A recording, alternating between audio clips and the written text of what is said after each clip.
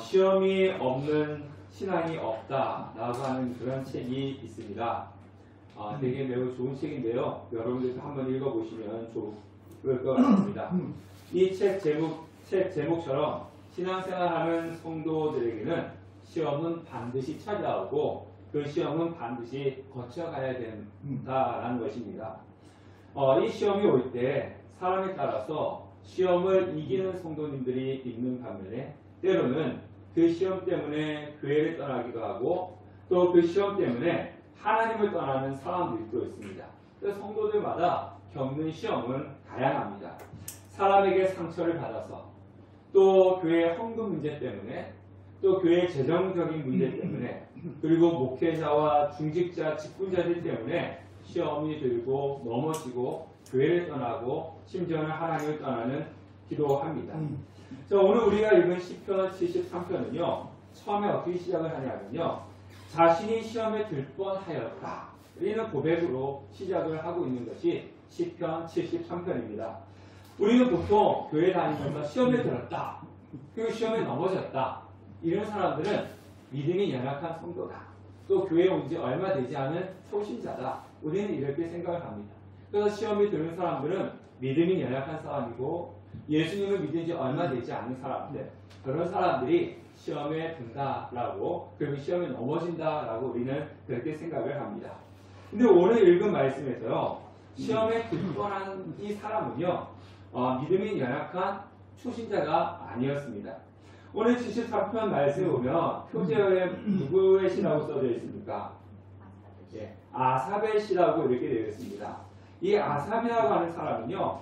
다윗 시대 때 성막 앞에서 하나님께 찬양을 드렸던 그 찬양을 맡았던 사람입니다. 그러니까 다윗은 법궤를 모셔다 놓고 레위 사람들을 세워가지고 하나님 앞에 찬양을 하게끔 했는데 이 찬양을 하는 데 두목이 누구였냐면은 아삽이었습니다. 그리고 그 후에 이 다윗은요 아삽과 여두둔, 헤만 이 사람을 이 악대의 총지휘관을 세웠습니다. 그리고 이 세 명 중에 가장 우두머리로 누구를 세웠냐면은 이 아삽이라고 하는 사람을 세웠습니다. 그러니까 이 아삽은 쉽게 말하면 어떤 사람이냐? 구약시대 때 나라에서 가난하는 성가대의 최고의 찬양주의자였습니다. 아무나 올라갈 수 있는 것이 아니잖아요. 믿음이 있어야 되고 신앙이 있어야 되는 하나님 앞에 정말 독실한 신앙과 믿음 있는 사람이 그 자리에 올라가야 되는 것입니다. 시편 하면요. 우리가 시편을 읽어보면 대부분 이 시는 누가 지은 시입니까? 시편은 대부분 다윗이 지었습니다. 그리고 여러분들 이 시편을 읽어보면요. 이제 올해 우리가 이제 성경 읽독을 하게 됐으니까 여러분들이 시편 읽을 기회가 있을 것입니다. 시편을 읽어보면은 항상 앞에 누가 지은 시, 누구의 시 이게 이제 붙어 있습니다. 근데 대부분 누구의 시냐면요. 다윗이 지은 시입니다. 그리고 솔로몬은 몇 편을 지었냐면요. 2편 지었어요. 그리고 모세는 1편 지었습니다. 근데 이 아삽과 아삽의 후손이 지은 시는요. 12편입니다. 그러면 그 위대한 모세도 1편 지었고 솔로몬도 2편밖에 짓지 않았는데 이 아삽과 아삽의 후손이 12편이라고 하는 많은 분량을 지었다는 것을 볼 때는 그만큼 아삽이라고 하는 사람은 비중 있는 사람이었고 믿음으로 굳건히 세워져 있는 그런 사람이었다는 것을 우리가 알 수 있습니다.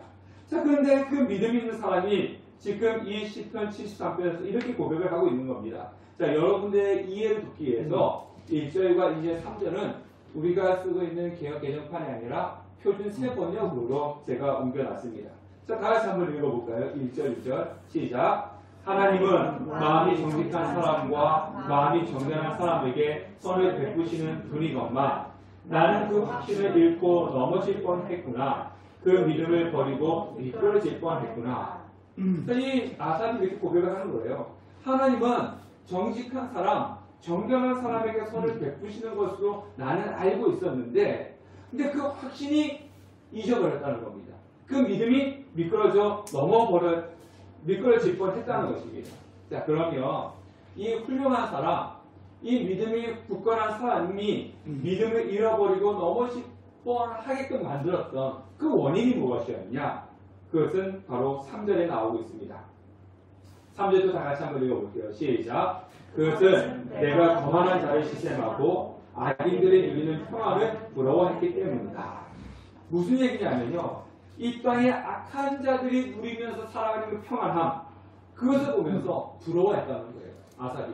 악한 사람이 살아가는 거 보면서 부러워했습니다. 이 아삽이 세상을 보니까요. 이 세상은 한마디로 요지경이었다는 겁니다. 분명히 자신은 이렇게 알고 있었어요. 하나님은 정직한 사람에게 복을 주시고 악한 사람들에게는 하나님께 심판을 주시는 걸 알고 있었는데 이 세상을 돌아가는 것을 이렇게 보니까 정직하게 살아가고 정결하게 살아가는 사람들은 고난 중에 있고 반대로 악하게 살아가는 사람들을 보니까 평안을 누리고 더 부유하고 잘 살고 있더라. 또 잘 먹고 잘 살고 있더라. 그것을 보면서 아삽이 이렇게 고백하는 겁니다. 하나님, 저 하나님 떠날 뻔했습니다. 하나님, 저 믿음을 버릴 뻔했습니다. 왜 하나님께서는 정직한 자에게 복을 주시지 않고 악한 자들이 잘 먹고 잘 살게 내놔두고 계십니까? 어떻게 이런 일이 일어날 수 있습니까? 라고 지금 묻고 있는 거예요. 우리가 살다 보면 이런 고민을 할 때가 있고 이런 의문을 가질 때가 있지 않습니까? 하나님이 살아계시구나 이렇게 느낄 때보다는 하나님이 안 계시나 봐. 하나님이 살아계시지 않으시나 봐. 하나님이 살아계시면 어떻게 이런 일들이 일어날 수 있지? 라고 하는 그런 생각을 가질 때가 참 많이 있습니다. 우리 주위에 보면 그렇잖아요. 이 세상에 돌아가는 거 보면요. 악한 사람이 악한 짓을 해요. 정말 세상에 우리가 보편적으로 생각할 수 없는 그런 악행을 하는데 어떻게 저런 일이 일어나도록 하나님께서 가만히 놔두시지? 그죠? 우리 주위에 보면은 그 어린 아이를 갖다가 무참하게 죽이는 사람들도 있잖아요. 하나님 살아계시다면 어떻게 저런 일이 일어날 수 있지? 또 악한 사람들이 사람들의 산채를 막 태워 죽이고 막 그런 일들이 막 일어나고 있잖아요. 세계 곳곳에서. 그 하나님이 살아계시다면 어떻게 이런 일이 일어날 수 있지? 정직한 사람들은 힘들고 악한 사람들은 호의호식하면서 살아가고 있는데 하나님이 살아계시다면 어떻게 이런 일이 일어날 수 있지? 이런 생각은 한 번쯤은 다 해보셨을 것입니다. 4절에서 9절 말씀 보면요. 아삽은 이 땅에서 악한 자들의 악행과 그들이 누리고 있는 평안에 대해서 구구절절 이야기를 하고 있습니다. 10절 7절 말씀 보면요. 마음의 소원보다 많으며 그들의 소득은 마음의 소원보다 많다. 이건 뭡니까? 마음에 항상 헛된 생각, 헛된 상상, 악한 생각을 하고 있다는 거예요. 또 9절 말씀을 보면요. 그들의 혀는 땅에 두루 다니도다 라고 하고 있는데 이 말은 하고 싶은 말을 거침없이 쏟아낸다는 거예요. 이 사람이 상처를 받든지 저 사람이 그 말 때문에 죽든지 그런 거 신경 쓰지 않고 자기가 하고 싶은 얘기 막 하면서 돌아다니고 있다는 거예요. 그 심지어는 11절에 뭐라고 얘기하고 있습니까? 하나님이 어찌하랴? 지존자는 지식이 있으려 하는도다. 이것은 무슨 얘기입니까? 자신들의 악을 저지르고 있는데 내가 이렇게 악을 저지르고 있는 거 하나님 모른다. 하나님이 있어도 내가 이렇게 악을 저지르는 데에서 아무것도 하지 못하지 않느냐. 그건 내 것도 한다는 거예요. 어느 누가 내가 이 악을 저지르는데 보고 있는 사람 없고 내가 악을 저지르고 있는데 막을 사람이 없다. 그러니까 마음껏 악행을 하고 있다는 거예요. 하나님을 비웃으면서. 이 정도로 하나님을 비방하고 악한 자들인데도 불구하고 12절에 보니까 우리 12절 성경 보면서 한번 읽어보겠습니다. 시작. 볼지어다 이들은 악인들이라도 항상 편안하고 재물은 더욱 불안하다. 봐라. 보라는 거예요. 이들은 악한 사람들이면 항상 어떻다는 겁니까? 평안하다는 거예요. 그리고 재물은 더욱 불안하고 있다는 거예요. 여러분들 주위에 있는 사람들이 재물이 막 불어나고 있는 사람을 볼 때 여러분들 어떤 마음입니까? 부럽죠. 저도 부러워요. 그래서 어떤 사람 보면요, 목사님 이번에 뭐 해가지고 돈을 뭐 얼마 남겼어요. 뭐 올해는 내가 뭐 매덕에 남겼어요. 막 이런 이야기 하시는 분들 보면 부러워요. 네, 뭐 주식 투자해서 얼마 남겼다. 뭐 어디 뭐 장사해가지고 얼마 남겼다. 막 이런 얘기 들으면 저도 부럽습니다. 예. 아삽은요. 부러워할 뿐만 아니라 더 나가서 이렇게 고백을 합니다. 13절부터 15절 말씀 보니까 내가 내 마음을 깨끗하게 하게 하며 내 손을 씻어 무지하게 한 것이 실로 헛되도다. 나는 중에 재난을 당하며 아침마다 징벌을 받았도다. 내가 말에 스스로 이르기를 내가 그들처럼 말하리라 하였더라면 나는 주의 아들들의 들에 대하여 악행을 행하였습니다. 지금 이 얘기가 무슨 얘기냐면요. 부럽죠. 근데 이 사람은요, 부러운 것에 끝나는 것이 아니라 악인들이 형통한 것을 보면서 내가 지금까지 정직하게, 정결하게, 깨끗하게 살아왔던 것, 또 그렇게 살려고 노력했던 것들이 다 허사가 아닌가, 이런 생각이 들었다는 거예요. 그래서 마치 하나님께 속은 것 같은 느낌이 들었다는 겁니다. 하나님께서는 정직한 자에게 복을 주시고 정결한 자에게 축복을 주신다고 말씀하셨지 않습니까? 그런데 이 주위에 보니까, 이 세상에 보니까 하나님께서 말씀하신 것과 다르지 않습니까? 하나님, 우리를 대상으로 해서 사기치신 것입니까? 하나님께 속은 느낌입니다. 이런 고백을 하고 있는 거예요. 그리고 정직하게 사는 자신은 오늘 14절을 보니까 재난 있고 징벌을 받는 그런 삶을 살았는데, 그러니까 힘들었다는 거죠. 정직하게 사니까 고난과 징벌이 있는 것처럼 힘들었는데 악한 자들에게는 평안이 있다는 것입니다. 제가 주중에 이제 노예에 갔었습니다. 이 노예에 이제 저희 교회처럼 작은 교회 목사님들을 모아가지고 이제 격려해 주시는 그런 자리였어요. 그래서 저희 교회는 아직 격려를 받아야 되는 그런 교회니까 저는 항상 기도한 게 뭐냐면, 하나님, 제가 격려받는 자리에 가지 않고 이제는 격려해 줄 수 있는 자리에 갈 수 있도록 우리 교회를 부흥시켜 주세요. 이제 제가 그런 기도를 합니다. 후원받는 교회가 아니라 후원해 주는 교회가 되었으면 좋겠습니다. 그래서 저희 교회는 우리 성도님도 그런 기도를 했으면 좋겠습니다. 지금은 후원받는 교회지만 정말 많은 선교지와 많은 교회를 후원해 줄 수 있는 그런 교회가 되게 해달라고 기도하시기 바라겠습니다. 제가 어떻게 그 모임에 갔어요. 그 모임에 가서 이제 제 동기 목사님 만났습니다. 여기서 이제 좀 가까운 데서 목회하고 계시는데요. 그 동기 목사님이라고 해도 저보다는 연세가 많으셔서 이제 올해 은퇴를 하셔요. 근데 그 목사님은 공무원 생활 하시다가 늦게 이제 신학을 하셔가지고 이제 목회를 하시고 개척하시고 목회하시고 이제 은퇴를 하시는데, 뭐 교회에 갔다 보니까 은퇴를 해도 이제 그 이후의 삶을 이제 자기가 이제 일을 하셔야지만이 생계가 되는 그런 상황입니다. 이제 이런 이야기 저런 이야기 하다 그 목사님이 예전에 신학을 하기 전에는 공무원이셨대요. 지금은 우리 공무원 하면은 직업 중에 그래도 이렇게 뽑는 직업군이지 않습니까? 이제 근데 예전에는요, 공무원 하면은 그렇게 잘 쳐주는 직업군은 아니었어요. 저도 어릴 때 보면은 시골에서 이렇게 공무원 하면은 에이 그 공무원 그거 해봐야 필요 없어, 돈도 얼마 받지도 못하는데 어르신들이 그런 이야기 했습니다. 근데 그분이 하는 얘기가 옛날에 공무원인데 그 월급이 되게 적었답니다. 적었기 때문에 공무원들은 되게 유혹이 많았대. 어떤 유혹이 많았냐면 뇌물 받는 거. 월급이 적으니까 지금이야 많이 사라졌지만 예전에는 암암리에 이렇게 공무원들이 찾아와서 이렇게 봉투 내밀고 이런 부분이 있었다는 겁니다. 근데 그분 얘기는 나는 그런 거 하나도 받지 않았어. 내가 힘들고 어려웠어도 나는 정직하고 정결하게 하려고 나는 그런 거 하나도 안 했고 주위에 있는 사람들은 그런 거 많이 해도 나는 그렇게 하지 않았어. 이런 이야기를 하시더라고요. 그런데 그분이요, 그렇게 정직하게 살았었는데 목회를 하시는 사람인데 지금 사모님도 큰 병에 있고요. 자녀도 고질병에 걸려가지고 이제 은퇴를 하실 때 70이 넘으셨잖아요.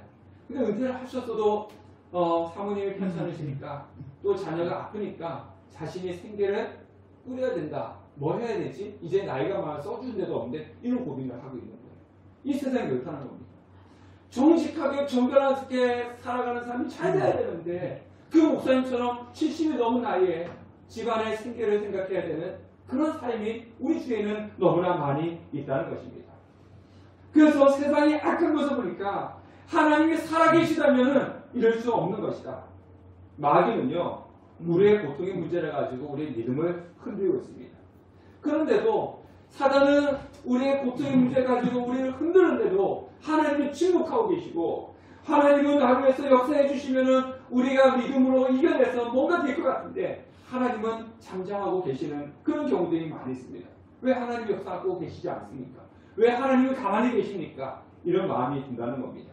그래서 이 시편 기자가 아삽이라고 하는 사람이 그래서 이런 생각을 했다는 거예요. 그래서 나도 세상 사람들처럼 살고 싶다. 나도 세상 사람들처럼 악하게 한번 살아볼까? 이런 생각을 가졌던 적이 있다는 겁니다. 저 사람은 다 저렇게 불법을 저지르는데 나도 저렇게 한번 해볼까? 이런 생각을 했다는 거예요. 충분히 그런 생각을 할 수 있다라고 생각합니다. 우리가 많이 듣는 이야기 그렇지 않습니까?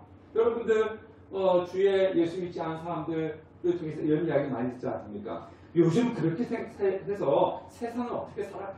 그죠? 다른 사람들은 다 그렇게 살아가잖아. 근데 왜 너만큼은 그렇게 유난을 떨면서 살아?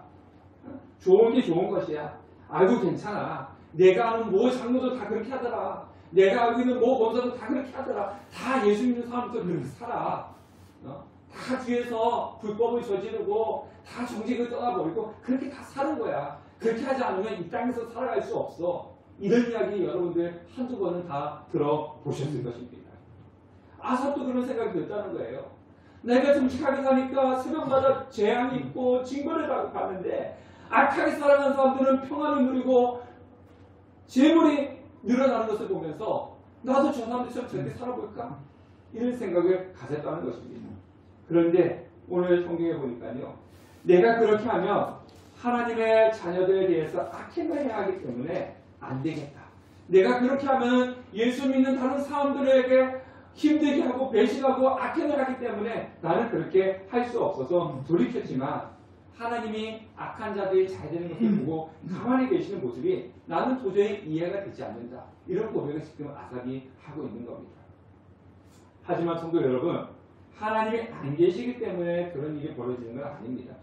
때때로 하나님이 침묵하는 것 같아 보이고 아무것도 안 하는 것 같아 보이기도 합니다. 그러나 하나님을 찾으면 반드시 알게 되는 것이 있습니다. 왜 이 세상에서 악이 승리하는 것처럼 보이는지, 왜 하나님은 침묵하고 계시는 것처럼 보이는지 하나님을 찾으면 알게 되는 것입니다. 17절 말씀 보면요. 아삽이는 고백을 합니다. 하나님의 성소에 들어갈 때에야 그들의 종말을 내가 깨달았나이다. 이 무슨 얘기입니까? 성소는 어떤 곳입니까? 성소는 하나님을 만나는 곳이지 않습니까? 그러니까 구약시대 때는요. 성소에 하나님이 임재해 계시는 상징적인 장소였습니다. 그래서 구약시대 때는 성소에 들어가서 하나님을 만났습니다. 근데 지금은 예수 그리스도를 믿는 내 자신이 성소입니다. 성전이라는 거죠. 내가 성전입니다. 그래서 우리는 지금 어느 곳에든지 하나님을 만날 수가 있습니다. 그러니까 아삽이 바로 이거예요. 내가 하나님을 만나고 나서 알았다는 겁니다. 그 해답을 얻었다는 것입니다. 그리고 하나님의 뜻을 알게 되었다는 것입니다. 그것이 무엇이냐면은 그 해답이 무엇이냐면 사람은 죽는 것이 끝이 아니다라는 것을 알았습니다. 그리고 하나님의 심판은 반드시 있다는 것을 알았다는 것입니다. 우리가 바라는 건 그렇지 않습니까? 이 땅에 악하게 살아가는 사람은 살아갈 때는 악하게 살더라도 죽을 때만큼이라도 비참하게 죽거나 아니면 죄의 대가를 받고 죽어야 된다고 우리는 그렇게 생각합니다. 그렇지 않습니까? 우리가 이 땅에 악하게 살았던 사람들이 죽을 때 비참하게 죽고 죽을 때 쓸쓸하게 죽고 그러면 그거 봐. 평상시에 그렇게 죄를 짓고 살다 보니까 죽을 때 그렇게 죽는 거야. 이렇게 말 한마디는 할 수 있는데 죽을 때조차도 평안하게 평안을 누리면서 죽으면은 우리가 이해가 되지 않는 부분들이 있다는 거죠. 그래서 하나님은 어떻게 저 악한 자가 죽을 때까지 저렇게 편하게 죽을 수 있어라고 이야기를 하지만 사람이라고 하는 존재는 죽는 것이 끝이 아니다. 이렇게 말씀을 하고 있습니다. 자, 사람의 눈에는요. 보이는 것이 전부라고 생각하기 때문에 사람이 죽으면 끝이다. 이렇게 생각을 합니다. 그래서 살아있을 동안은 잘 먹고 잘 살아야 돼. 살아있을 동안 잘 먹고 잘 살아야지 죽었어 뭐가 필요해. 우리는 그런 이야기를 합니다. 그러나 사람 인생 중에서 육신의 삶도 한 과정이고요. 죽음도 한 과정이라는 겁니다. 상자학적으로 보면요. 이 인간의 성장 발달 과정이 이렇게 나누지 않습니까? 태아기, 그 다음에 영아기, 유아기, 아동기, 청소년기, 청년기, 장년기, 노년기 이렇게 나누는 것처럼요. 이 땅의 육신적인 삶, 또 죽음, 그 위의 삶 이것을 이렇게 나눌 수가 있는 것입니다. 육신의 삶과 죽음은 인간의 삶이라고 하는 전체적인 테두리 안에서 한 부분이 것밖에 되지는 않는 것입니다. 이 땅의 삶이 인생의 전체라고 생각하시면 안 되는 것입니다. 사람은 육신의 죽음을 맞이하지만 영혼은 죽지 않았습니다. 영원한 생명이 있습니다. 예수님을 믿든지 예수님을 믿지 않든지 간에 영혼은 죽지 않고 영원히 삽니다. 그러면 성경에서 영생이라고 하는 것은 무엇입니까? 성경에서 영생이라고 하는 것은 예수 믿는 성도들이 하나님과 하나님 나라에서 영광스러운 삶을 사는 것을 가지고 성경에서는 영생이다 이렇게 이야기합니다. 그리고 성경에서는 죽음이다라고 하는 것은 무엇이냐면 사람이 죽어서 영원히 죽고 아무도 없어져 버리는 것이 아니라 죽음이라고 하는 것은 예수 믿지 아니하는 사람들이 하나님이 없는 지옥에서 고통스럽게 살아가는 것을 가지고 죽음이다 이렇게 이야기합니다. 그러니까 이 땅에서 살면요 사람은 영원히 죽지 않는 거예요. 영원은 죽지 않습니다. 단지 육신이 죽을 뿐입니다. 그러니까 우리는 인생의 삶 그러면은 내가 나이 먹고 태아기부터 시작해서 노년기까지 살아가는 이 땅의 삶이 우리의 인생의 전체라고 생각하는데 그거는 잘못된 생각입니다. 한 부분입니다. 한 부분. 아주 작은 한 부분이라고 하는 것입니다. 그래서 이 시편 기자 아삽은요 하나님을 만나고 깨달은 것이 뭐냐면 아기들은 비록 이 땅에서 잘 살고 평안하게 살고 있지만 그리고 평안하게 죽는 것 같지만 죽음 후에는 하나님의 심판이 분명히 있다. 이것을 깨닫게 되었다는 것입니다. 그렇기 때문에 내가 보는 것, 내가 듣는 것 이것으로만 가지고 판단을 하면 안 되는 것입니다. 왜냐하면 내가 보는 것이 전부가 아니기 때문에 그렇습니다. 지금 이 시간에요. 우리 눈으로 보는 것은 이 교회 예배당과 우리 예배드리는 성도님들 의자 이런 것이 눈에 보이지 않습니까? 근데 지금 이 차례에도요 인간의 눈에 안 보이는 것들이 얼마나 많이 있습니까? 지금 전파들이 눈에 보입니까? 지금 핸드폰 전파들이 막 왔다 갔다 하는데 그 눈에 보입니까? 과학적으로도 보면 가시광선 있고 자외선 있고 적외선이 있는데 자외선과 적외선이 눈에 보입니까? 우리 눈에는 가시광선만 보이는 거예요. 그러니까 과학적으로 발견된 것만 해도 우리 눈에 보이지 않는 것이 너무나 많이 있단 말입니다. 근데 영적인 것이 눈에 보입니까? 아닙니다. 죽고 난 사후세계가 눈에 보입니까? 안 보이는 겁니다. 그러니까 우리의 눈에 보이는 가지고 전부다라고 얘기하면 안 되는 겁니다. 우리는 이 땅에서 볼 수도 없는 것들이 너무 많고 모르는 것이 너무나 많이 있기 때문에 그렇습니다. 성서에서 하나님을 만난 자들은 하나님의 뜻을 알기 때문에 악한 자의 길을 따라가지 않게 되는 겁니다. 세상에서 아무리 잘 되는 것처럼 보여도 악한 자의 길은 멸망인 것을 알기 때문입니다.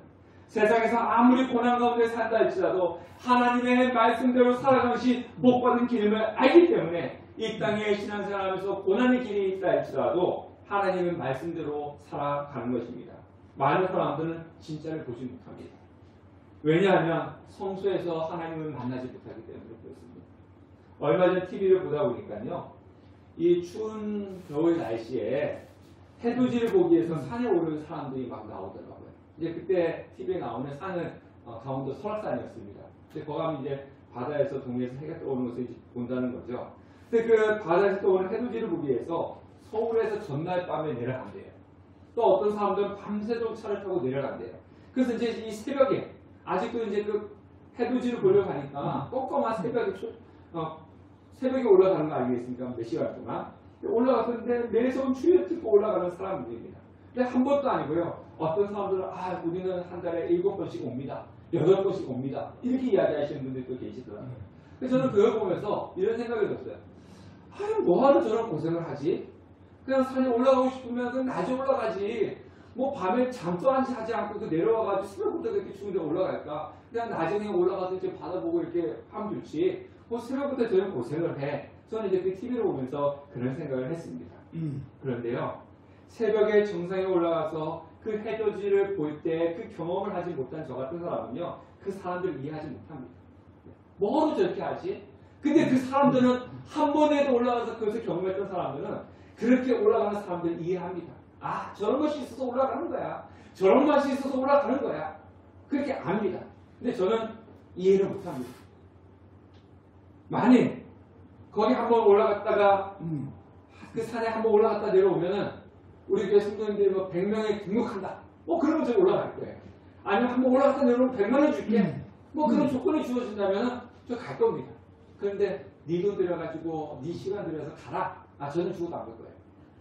저 그 산에 올라가서 해돋이를 하는 그 경험을 해보지 않았기 때문에 그대는 이해할 수 없어서 저는 왜 고생을 사서 해? 그래서 안 갈 겁니다. 마찬가지입니다. 성소에서 하나님을 만나지 못한 사람들은요. 하나님의 뜻을 절대로 알 수가 없습니다. 교회를 오랫동안 다녀도 직분을 맡아도 성소에서 하나님을 만나지 못했다면요 절대로 알 수가 없습니다. 그래서 제가 말씀드렸잖아요. 교회 다닌다고 해가지고 성도라고 생각하지 마시라고요. 주일 예배 드린다고 해가지고 구원받았다라고 생각하지 마시라고요. 목사라고 장로라고 해가지고 권사의 직분을 가지고 있다고 해서 그 사람이 반드시 구원받는 것은 아닙니다. 뭘 해야 됩니까? 성소에서 하나님을 만나야 되는 겁니다. 하나님을 만나는 사람만이 성도이고 하나님을 만난 사람만이 구원이 주어지는 것이지 교회 종교적인 행위로는 구원이 있을 수가 없는 것입니다. 그래서 여러분들 주님을 만나셔야 되는 겁니다. 그러면 고난 중에도 하나님의 뜻대로 사는 자들에게 베푸시는 하나님의 은혜를 보게 될 것입니다.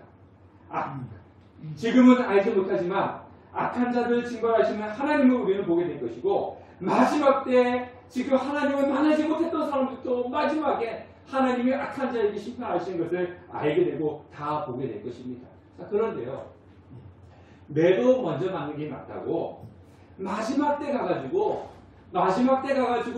하나님이 악한 자들을 심판하시는 것을 알고 보게 된다면요. 어떤 일이 벌어지지 아십니까? 지금 우리가 미리 하나님께서 이 땅에 살아가는 것이 전부가 아니고 이 악한 자들이 심판했다는 것을 미리 아는 사람들의 삶과 그것을 알지 못했다가 마지막 때 이 땅의 삶이 전부가 아니라는 것과 악한 자들을 심판하신다는 것을 알게 된 사람들의 신앙의 생활의 차이점이 뭔지 아십니까? 그건요. 마지막 때에 가서 알게 되는 사람들은요. 이 땅에 살아가는 동안 우리에게 수많은 일들이 있지 않습니까? 이런 일들이 있고 저런 일들이 생길 때마다 우리는 어떻습니까? 믿음이 흔들리는 거예요. 탄식하는 겁니다. 고민하면서 살게 되는 겁니다. 그 삶이 얼마나 힘들고 어렵겠습니까? 마치 신앙이 청룡열차를 탄 것처럼 높은 곳에 올라갔다가 한 번에 땅 끝에까지 떨어졌다가 올라갔다 내려갔다가 하는 이런 곤두박질치는 그런 삶을 살게 될 겁니다. 조금은 평안하면 하나님 감사합니다. 하나님을 찬양하다가 조금은 내 삶이 힘들면 하나님 나에게 왜 이런 고난을 주십니까? 하면서 죽겠습니다. 살겠습니다. 이렇게 외쳐야 되는 삶을 사는 거예요. 그러나 하나님을 만나면요. 하나님은 그 전에 우리에게 알게 하십니다. 하나님은 반드시 살아계고 계시고 이 땅의 삶이 전부가 아니라는 것을 우리가 알고 그리고 하나님은 악한 자를 반드시 심판하고 정직한 자와 정결한 자에게 하나님께서 은혜를 주신다는 것을 우리는 미리 알게 된다면 삶 가운데 고난이 있다 할지라도 이것이 전부가 아니라는 것을 알고 이길 수 있는 것이고 삶에 기쁨이 있다 해서 더 우리가 하나님께 영광을 돌리며 살 수 있는 것이지 청룡열차처럼 하루아침에 하늘과 천국과 지옥을 오가는 그런 힘든 삶을 살지는 않게 되는 것입니다. 이것이 성도의 삶이라고 하는 겁니다. 성도의 삶은요. 지금 하나님과 함께하는 거예요. 항상 주님과 동행하는 삶을 살아야 되는 것입니다. 그래서 제가 말씀을 읽으십시오. 기도하십시오. 제가 우리 교회 와서 여러분들 작전 기도하십시오.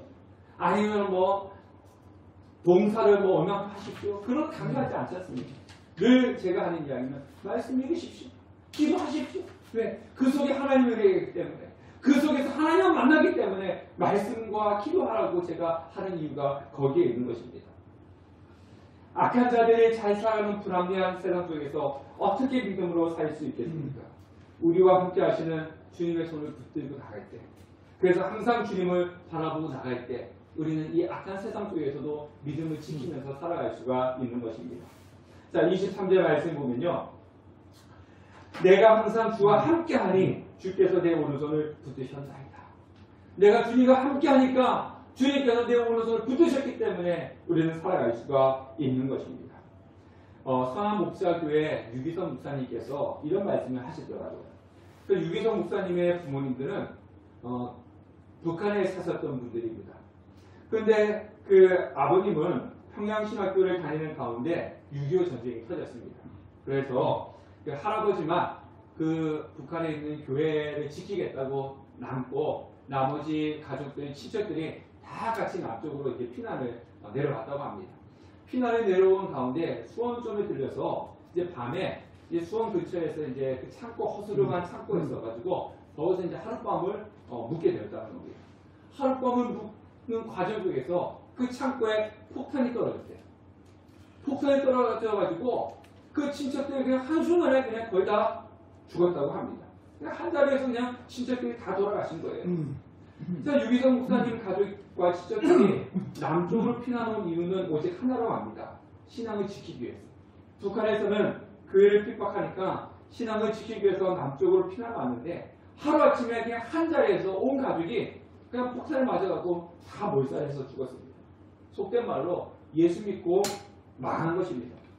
믿음을 지키려고 하다가 일가족이 몰살을 당한 것입니다. 예수 믿지 않았다면, 신앙을 지키기 위해서 피난 내려오지 않았더라면, 그냥 그 북한에 남아있었더라면 그 친척들과 가족들은 다 살았을 텐데 예수님 때문에 신앙을 지키기 위해 하다가 고난받고 다 죽었다는 거예요. 예수 믿으면 축복받고 잘 살아야 되는데 그와 반대로 더 고난을 당하는 가운데 어려움을 겪으면서 살아가는 사람들이 많이 있습니다. 초대교회 성도들이 그랬잖아요. 예수 믿고 잘 사는 것이 아니라 예수 믿기 때문에 온몸이 칼이 찢어지고 사자밥이 되고 불에 타 죽었습니다. 예수 안 믿었으면 살았을 텐데. 지금 북한 지하교회 성도들이 그렇지 않습니까? 예수 믿으면 출세하는 것이 아니라 예수 믿다가 발각되면은 아우디 탄광에 끌려가고 그리고 사형을 당하는 그런 고난을 받습니다. 예수 안 믿으면 사는데 예수 믿으면 죽는 거예요. 여러분, 어떤 분이요 이집트에 가서 한 마을에 방문했는데 그 방문한 마을이 쓰레기 마을이었다고 합니다. 쓰레기 마을 여러분들 많이 들어보셨죠? 황종성 선교사님 사역지가 필리핀 쓰레기 마을입니다. 그래서 우리 내년 1월 달에 1월 정도에 이제 필리핀 단기 선교를 계획하고 있는데요. 여러분들이 지금부터 기도하십시오. 물질이 없는 분들은 물질을 달라고, 시간이 안 되는 분들은 시간이 나게 해달라고, 몸이 약하신 분들은 건강을 달라고 기도하셔서 1년 동안 준비하셔서 많은 분들이 그 내년에 선교에 동참하셨으면 좋겠습니다. 자, 쓰레기 마을 하면 제일 먼저 떠오르는 것이 못 사는 동네, 가난한 동네입니다. 왜 쓰레기 마을이라고 하냐면요. 이 잘 사는 사람들의 우리나라도 이제 쓰레기 모으면은 쓰레기를 이렇게 갖다가 이제 버리는 곳이 있잖아요. 우리는 보통 버리고 갖다 이렇게 매몰시키는데 이제 이런 못 사는 나라들은 쓰레기를 가지고 이 변두리에다가 이렇게 갖다가 이렇게 버리는 거예요. 그냥 들판에 버리고 그냥 산에 이렇게 버리는 거예요. 그러면 이제 거기에 사람들이 모여듭니다. 왜 모여드냐면요. 그 쓰레기를 뒤져서 돈 될 만한 것을 이제 꺼내는 거죠. 돈 될 만한 것을 이제 모아가지고 팔아가지고 그래서 먹고 사는 사람들이 쓰레기 마을 사람들입니다. 그러니까 쓰레기 좋아서 모이는 것이 아니고요. 쓰레기를 뒤져가지고 돈 되는 것을 꺼내가지고 팔아서 먹고 사는 거예요. 그런데 이 이집트의 쓰레기 마을에는 그 분이 갔더니 예수 믿는 사람들이 모여 사는 마을이 쓰레기 마을이었다는 거예요. 예수 믿는 사람들이. 왜 그런가 살펴봤더니요. 이집트는 이슬람 국가잖아요. 이슬람 국가이기 때문에 알라를 믿지 않고 예수를 믿으면요. 학교도 갈 수가 없어요. 알라를 믿지 않고 예수를 믿으면 직장인 취업도 안 돼. 그러니까 학교도 가지 못하고 취업도 되지 못하니까 먹고 살 길이 없는 거예요. 그래서 어디에서 모여 삽니까? 쓰레기 마을에서 모여서 쓰레기 뒤지면서 먹고 사는 거예요. 예수를 믿지 않으면 학교도 갈 수 있잖아요. 예수를 믿지 않으면 직장도 갈 수 있잖아요. 예수 믿으면 복 받아야죠. 예수 믿으면 잘 먹고 잘 살아야죠. 근데 이 사람들은 예수 믿기 때문에 학교도 갈 수 없고 예수 믿기 때문에 취업도 할 수 없어가지고 먹고 살 길이 없어가지고 쓰레기 땅을 모여서 쓰레기 뒤지면서 먹고 살아가는 것입니다. 왜 그렇습니까? 예수를 안 믿으면 다 모든 것이 해결되는데 그들은 끝까지 고난을 감수하면서도 예수를 믿고 살고 있습니다. 그 이유가 왜 그렇습니까? 성소에서 하나님을 만났기 때문에. 성소에서 하나님을 만나서 이 땅에 눈에 보이는 삶이 전부가 아니라는 것을 알고 이 땅을 마감하고 나면 악한 자들은 하나님의 심판을 받고 예수를 믿었던 사람들은 하나님 나라에서 하나님과 영원스러운 삶을 사는 것을 알고 있기 때문에 이 땅에 당하는 고난은 잠시라는 것을 알고 내가 예수를 믿고 쓰레기를 뒤진다 할지라도 예수를 믿고 살겠노라고 했던 것입니다. 그래서 내가 지금 피곤해서 내가 지금 힘들고 어려워서 내가 지금 몸이 아파서 내가 지금 오미크론 확진자가 많아서 하나님을 섬기는 것을 게을리한다. 잠시 쉰다. 이 사람들 앞에서는요. 배부른 소리고 사치입니다. 네. 목숨을 걸고 예수를 믿는데 내가 지금 이것 때문에 예수를 믿지 못한다. 배부른 소리고 사치하는 거예요. 한국교회 성도들은 회개하셔야 되는 겁니다. 한국교회는 회개하셔야 되는 겁니다. 참된 축복은 이 세상에서 형통하고 번영하는 데 있는 것이 아니라 하나님과 얼마나 가까이 하고 있는지와 관계되어 있습니다. 세상적으로 아무리 융통하고 번영을 한다 할지라도 하나님은 멀리하는 사람들의 결국은 멸망이고, 세상적으로 아무리 공고한 삶을 산다 할지라도 하나님과 가까이 하여서 하나님과 함께하는 자는 결코 망하지 않고 소멸되지 않는 것입니다. 사랑하는 성도 여러분, 지금 삶 속에서 예수를 믿는 그 믿음의 삶 때문에 고통 속에서 고난 속에 있으십니까? 아니면 악한 자들처럼 살고 싶은 유혹을 받습니까? 저 사람들처럼 살면 내가 잘 먹고 잘 살 수 있는데, 저 사람들처럼 하면 내가 더 잘 살 수 있는데 나도 저렇게 한번 해볼까? 라고 하면서 그 유혹을 받고 있으십니까? 성소에서 주님을 만나십시오. 그리고 이 땅에 내가 눈에 보이는 것이 전부가 아니라는 것을 알고 나와 함께 하시는 분이 나에게 오른손으로 붙들고 계심을 알고 그 주님을 바라보십시오. 그리고 끝까지 믿음을 지키고 승리하시는 성도님 되시기를 바라겠습니다. 이 땅은 전부가 아닙니다. 이 땅은 누리는 것이 전부가 아니라 하나님과 함께하는 것이 가장 큰 축복인 것입니다. 어떤 고난이 있다 할지라도 성소에서 주님을 만나고 그 고난을 이겨내고 승리하는 성도님 되시기를 주님의 이름으로 축원합니다.